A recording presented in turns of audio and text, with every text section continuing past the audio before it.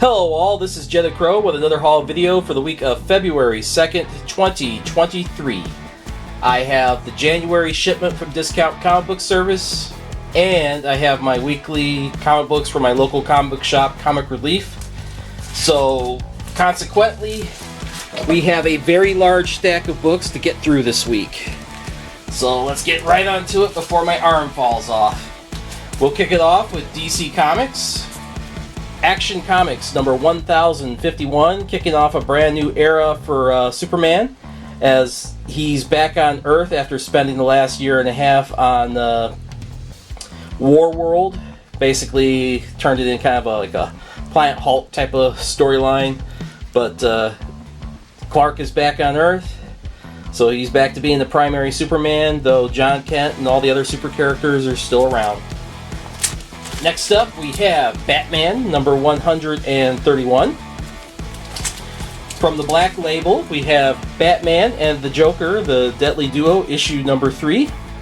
As Batman and the Joker team up to fight a bunch of Joker clones.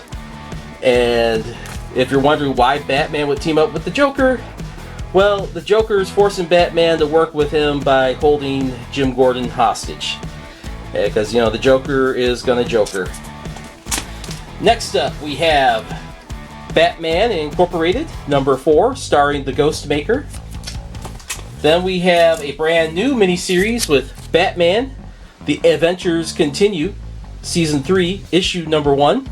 This is set in the Batman, the Animated Series universe. Then we have Catwoman, number 51. Pretty cool cover there. And we're approaching the third act of this particular miniseries, Dark Knights of Steel, number 9 of 12. This takes the DC Universe characters and places them in a fantasy setting. And we have, we have Detective Comics, number 1068. We're in the middle of a Two-Face-centric story arc. We have Fables, number 157. This is part 7 of 12 for the Black Forest story arc. And we have Justice Society of America, issue number 2.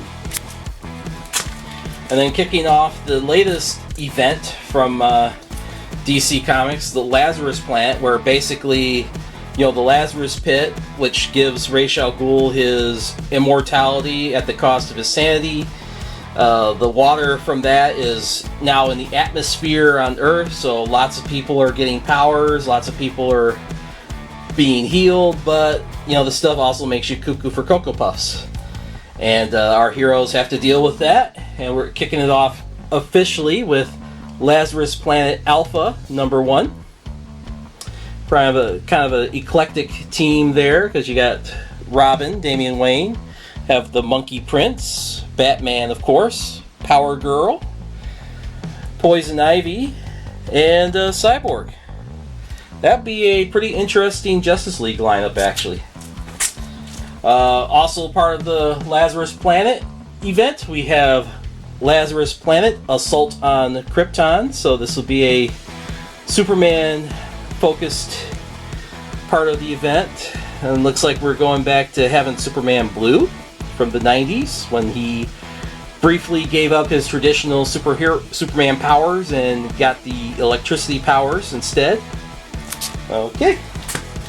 And we have Lazarus Planet We Once Were Gods, number 1. So looks like we have something focusing on Shazam, Captain Marvel. He'll always be Captain Marvel to me, but, you know, he's Shazam. Yeah, Wonder Girl's in there too. And we have Monkey Prince, issue number 10, which is also part of the Lazarus Planet. This particular issue is tying into that event. Have a big milestone issue here. Nightwing, number 100. The second time this character has hit that particular milestone. We have Poison Ivy, number 8. We've got Punchline, the Gotham game, issue 4. This is the second half of this particular miniseries, just 2 more issues to go. And then we have a miniseries that is wrapping up. We have Sword of Azrael, number 6 of 6.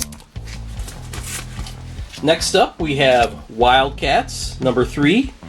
Grifter is about to have a very bad day if Mr. Majestic connects with that punch.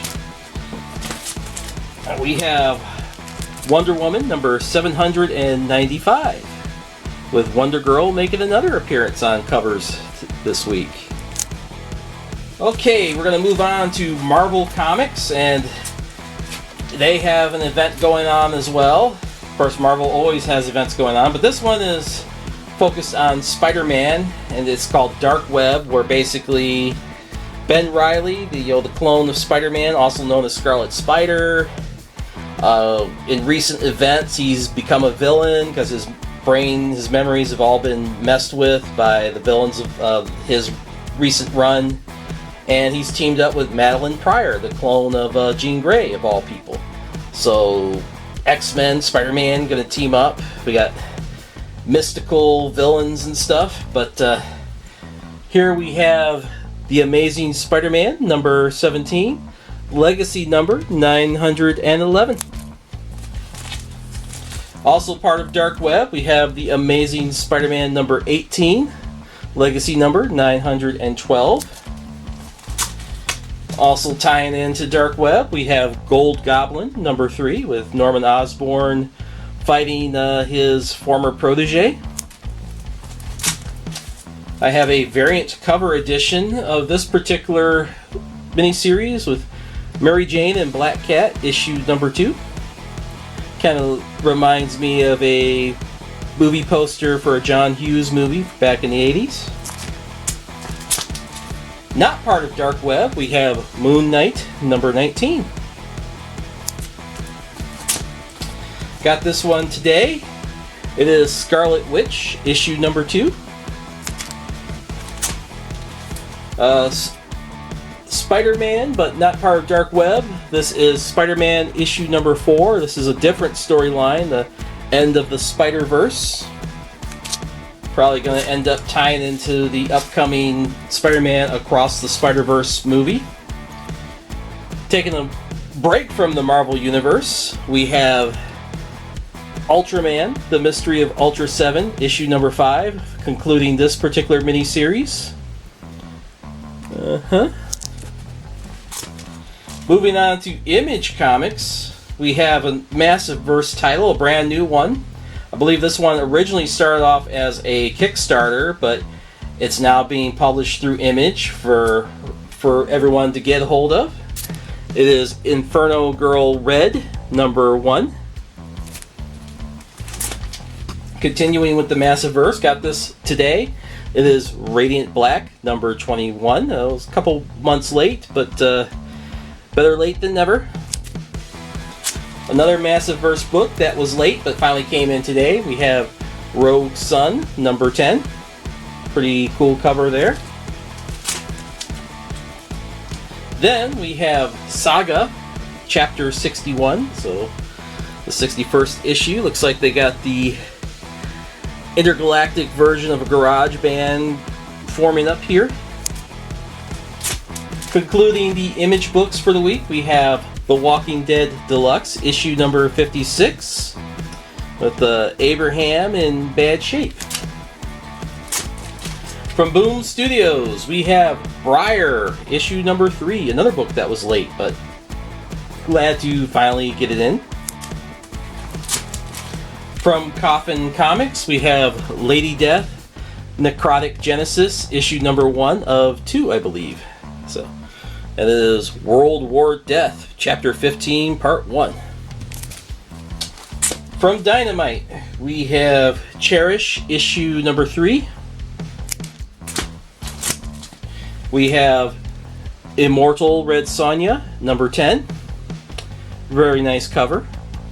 Because, as always, I get the listener cover whenever available. And I would zoom in on his signature, but I don't see it. You're going to ruin my bit. Alright. Okay, one more book from Dynamite. We have Purgatory Must Die, number 2. From a small press company, It's Live, we have Nervous Rex #1. Something a little bit different for me. From Zenescope, we have Belle, Scream of the Banshee, with 32 pages of content. We have Grim Fairy Tales #67, with 22 pages of content. We have Grim Fairy Tales #68, again with 22 pages of content. We have Robin Hood, Dagon, with 32 pages of content, and decidedly Robin nor Dagon are on this cover. Instead, we got Karis, who's usually in Grim Tales of Terror. Then, wrapping it up for the week, or for the month, we have Wonderland Annual. It's a Wonderful Life. Or no, I'm sorry, it's a Wonderland Life. I see what they did there. 64 pages of content. That's going to be a lot of reading. So, that is all the books. So, my arm is about to fall off. I think I need to just start putting the podium next to the camera and picking the books off of that next month when they do another discount comic book service haul. But that's it for comic books this week.